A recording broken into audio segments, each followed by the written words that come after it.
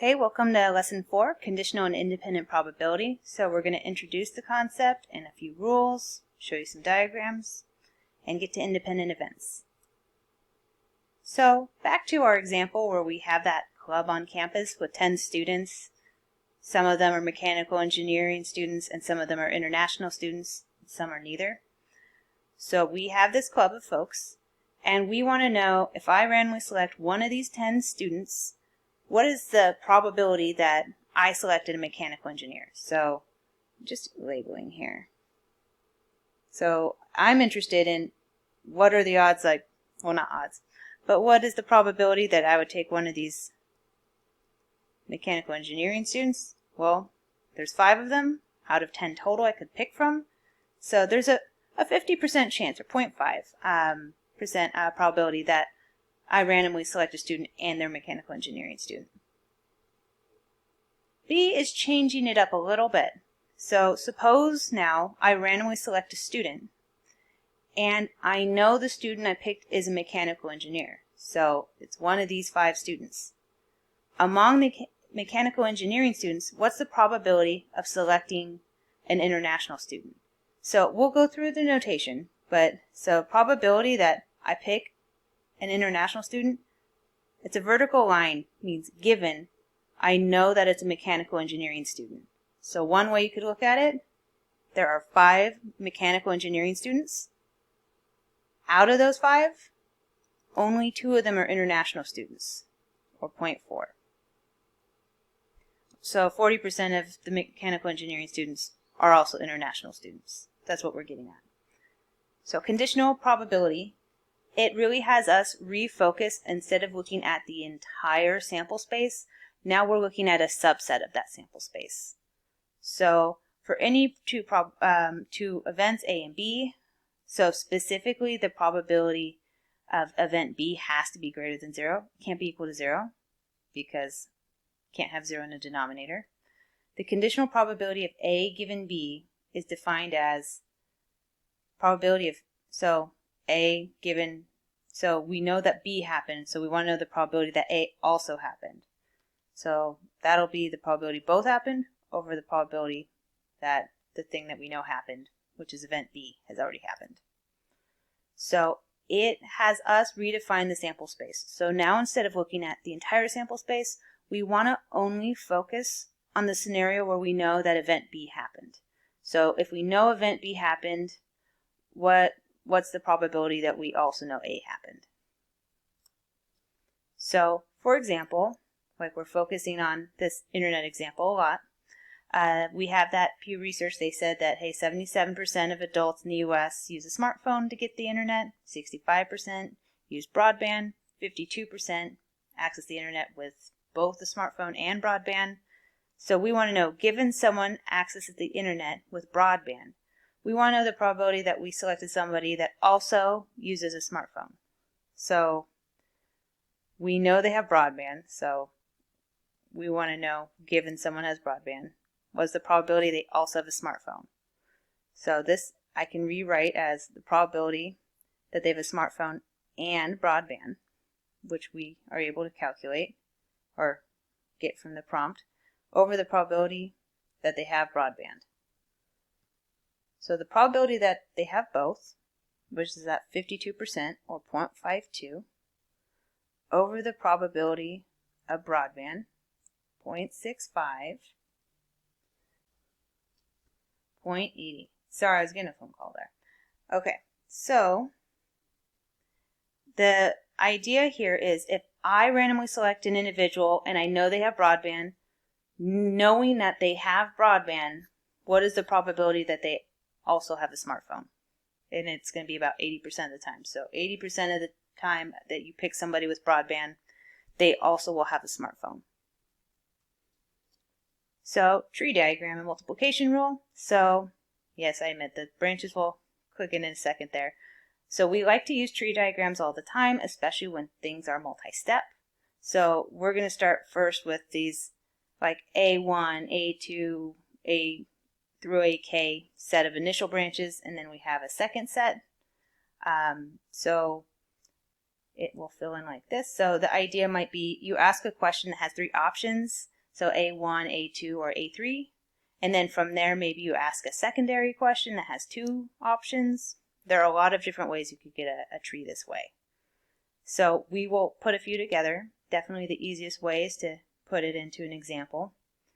But what's great is the general multiplication rule allows you to calculate the intersection, so the probability of A and B happening is going to be the product here.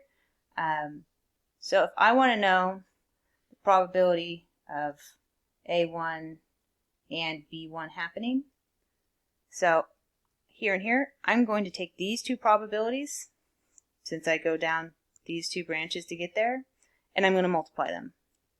If I wanted to know the probability of A3 and B2, I would need this branch and that branch. So I'd multiply these probabilities together. So the idea is basically whatever branches you go down to get the results you want, those are the branches you multiply together. So here's an example we'll work through a few times here. So a Pew Internet survey went ahead. They interviewed some U.S. adults. They found 67% of adults in the U.S. play some sort of video game. Honestly, it's probably higher now with smartphones and games on smartphones. And I don't know about y'all lately, Animal Crossing has been super popular. I doubt it's only 67% right now. And those that play, 22% of the folks that say they play video games called themselves a gamer. So we want to draw a tree diagram. So the way to start is to ask yourself, hey, is there a question that is asked first? If so, those should be the first branches you make. So I'm going to go ahead and I'm going to use labels. So, well, not G. So V is going to be they play video games. And then, I'm also going to use G is they call themselves a gamer. And I'll use more later down here. So the first step is, do y'all play? You don't have to label this part, but I like to, just so I'm sure what's going on. So they play video games, and that's about 67%, or V complement, they don't play video games, so don't play. And if 67% play video games, that means, or say they play video games, that means 33% say they don't. So from there, if they play, we know that 22% or 0.22 call themselves a gamer. And then if 22% call themselves a gamer, this implies that, 100% minus 22%, 78% don't call themselves a gamer. So, not a gamer. And so there we have at least the information they gave us. From here, I'm going to make an assumption. So, if they don't play video games, I'm going to say none of them will call themselves a gamer. Is this reality? Maybe not. I know plenty of people that have called themselves a gamer without ever playing, but we don't have information here, and realistically, they probably shouldn't call themselves a gamer if they don't play. And so we will say, okay, well, 100% of the people that don't play games will not call themselves a gamer. So there's our tree. So then if I said, hey, what is the percent of all U.S. adults that play games and refer to themselves as a gamer? So here, if I want to see play games, that means I go down this branch and refer to themselves as a gamer. That means I need to probability they play games and call themselves a gamer. So that's the probability that they call themselves a gamer given they play games versus times the probability they play games. So that 0.22 plus 0.67, no, times. See, if we were in a classroom, almost immediately somebody would have, shot their hand right up. I've got to watch it because I don't have anybody besides my cat correcting me right now. So let me see. It ends up being about 0.1474.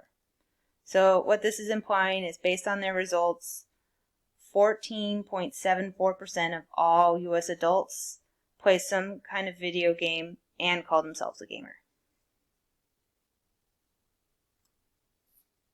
Introduce Bayes' theorem. Here I am.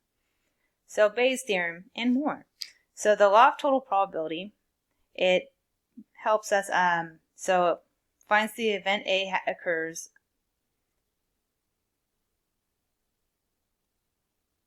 Okay, so the law of total probability is one way to look. So if I want to say, hey, here's A and here's B, that's saying A and B is here. And A and not B is here. If I add those two probabilities together, that comes back out to A. So Bayes' theorem, this is looking specifically at conditional probabilities. So very, very handy here. And it's extended here as well. And we'll use it in theory. So definitely check it out. And then here's a tree diagram. It kind of helps. So if I want to say, hey, the probability of B given A, I want to know this probability.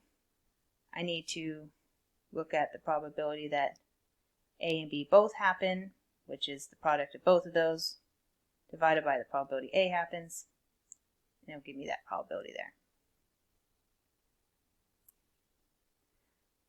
Okay, so we're back to the gamer example. So they want us to draw the tree again. So once again, I'm going to use V for plays video games. And the V is for video games. And the G is for calls self gamer. I didn't want to use a P for plays and then have probability of P. There are certain letters we tend to avoid. We tend to avoid P and S. Sorry about the smartphone example. So the first thing we ask them is if they play. So they play or they don't play. 67% say they do. 33% say they don't. Of the people that play, 22% call themselves a gamer, which means 78% do not call themselves a gamer or gamer complement. And then if they don't play video games, we're going to assume none of them call themselves a gamer, hopefully, and we'll assume that 100% do not call themselves a gamer. So if I want to know the percent of all U.S. adults that play video games and refer to themselves as a gamer, so here we are. What percent of all U.S. adults play games and refer to themselves as a gamer? I kind of indicated earlier. So they play a game and refer to themselves as a gamer. So it's going to be that probability that they do both, V and G. Probability that they play games and the probability they call themselves a gamer given they play games.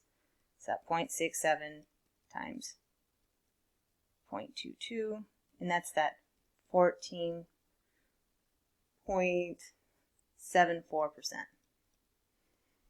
So I kind of pushed through it on the earlier one, but we may not have had all of the tools quite yet to necessarily use this notation here.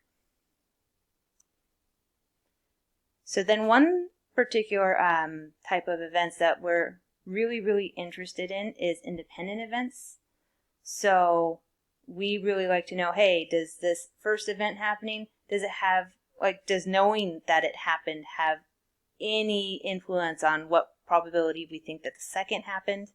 It does not have to be a cause and effect. The first event does not have to actually impact the second. It just needs to be, if you know the first one happened, does that change what probability you would say the second one happened? So One of the most common things we like to use is rolling 2 dice. We also love drawing cards. That's a whole other thing. Flipping coins, also super popular. So we roll 2 dice. So I want to know, what is the chance that I roll 2 6s? Suppose then I go ahead and I roll 2 6s on my second roll. I might want to know, hey, what's the chances of rolling 2 6s again when I roll a second time? We want to know, does the outcome of the second roll, is that outcome independent from the outcome of the first roll? So in this scenario, we tend to think of dice rolls as independent. So whatever I roll on my first roll, so if I roll 2 6s on the first roll, it does not change like the probability whatsoever that I roll 2 6s on the second roll. So we can go ahead and say, like, just knowing the first happened has no influence on how we would describe the probability of the second happening. So the events A and B are independent only they are only independent if the probability of A given B is just the probability of A. So knowing that B happened does not influence the probability that A happens at all. And similarly, it should also be true that the probability of B happening, given you know A happened, is just the probability of A. So knowing A happened has no influence on B happening. That's the idea. So when you know, and only when you know that you have independent events, there is this great multiplication rule that you can use to find the intersection of 2 events. So if you want to know the probability events A and event B happen, you can just take the product of the probability of each event. And it's great. So you could say, oh, well, dice roll 1, dice roll 2, dice roll K. And it just is the product of the probabilities of each of those events. It is really great. However, you can only use this rule if you know you have independent events. This will not be true if you do not have independent events. So it is good to clarify. So in general, if you're flipping a coin, those are considered independent events, like each flip. If you're rolling a dice, those are considered independent. It gets a little harder to tell depending on what it is. Like drawing cards, if you replace your card and shuffle, they're independent. If you don't replace your card, it suddenly is not independent anymore. So, for example, Monopoly example is very fun. I have a friend, AJ, obsessed with Monopoly, and then also super obsessed with Fortnite. And then they found out that there's a Fortnite version of Monopoly, which was everybody's nightmare. And they are so into it. Like, they will get the dice out and practice rolling the dice ahead of playing. They are so into it. As you can imagine, we don't really like playing with them that much. So one of the things about this game, here's the logo. When you play this game, and so you have 2 6-sided dice, if you roll doubles, so like a 1-1 or a 2-2, you move your player how many spaces, but then you get to roll again. So if you roll doubles twice, then you get to go again. However, if you roll doubles 3 times in a row, then you get sent to jail. And that's not something you usually want in this game. So we don't like that. So we want to know, what's the probability a player will roll 3 doubles in a row? So I could say, okay, well, probability doubles on my first roll. And I want to know probability I get doubles on my second roll. And doubles on my third roll. So the idea behind knowing that these are independent events is I could say, oh, well, this is going to be equal to the probability that I get doubles on my first times the probability doubles on my second times the probability of doubles on my third roll. What's really cool is because each of them are independent, it doesn't even matter which rolls you're talking about. The probability of doubles times the probability of doubles times the probability of doubles. So if you remember the probability of doubles, which we alluded to earlier in probability section, maybe was it lesson 2? There were 6 ways you could roll doubles. You could get a 1-1, 2-2, 3-3, 4-4, 5-5, or 6-6 out of 36 possible rolls. So it comes to 1/6. So it's just going to be 1/6 times 1/6 times 1/6, or 1/6 to the third because they're 3 rolls. And this will come out to, just a moment, I'm double checking because this is not mental math for me, about 0.0046.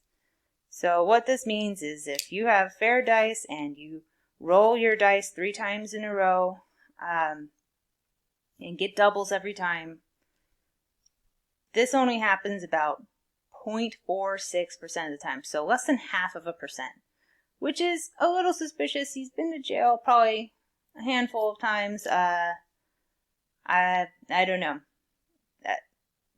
That's for a whole other issue. I'll have to call them up sometime and let them know they go to jail in Monopoly too much. But that is how we would calculate that, and we'll pick up again in lesson 5.